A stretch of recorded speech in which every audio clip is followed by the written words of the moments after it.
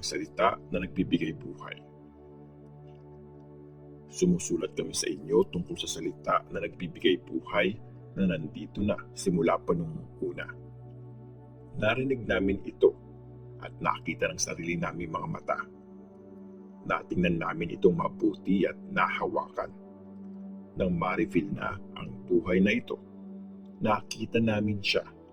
Kaya sinasabi at binabalita namin sa inyo ang buhay na walang hanggan na nasa Ama at pinakita sa amin.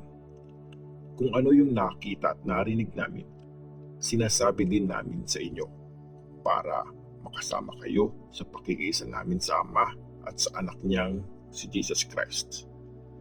Sinusulat namin ang mga bagay na ito para makumpleto ang saya namin.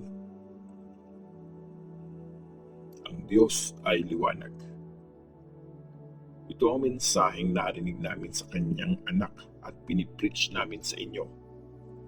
Ang Diyos ay liwanag at walang kahit konting kadiliman sa kanya.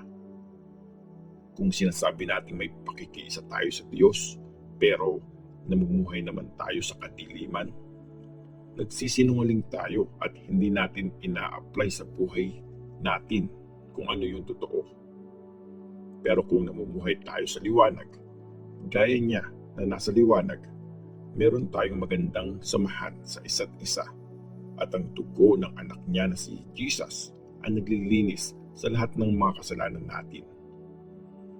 Kung sinasabi natin na wala tayong kasalanan, niloloko natin ang mga sarili natin at wala sa puso natin ang katotohanan.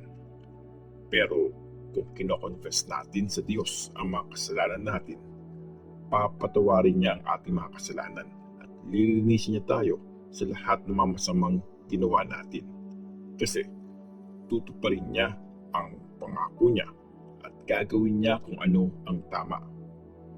Kung sinasabi natin na hindi tayo nagkasala, ginagawa nating sinungaling ang Diyos at wala sa buhay natin ang salita niya.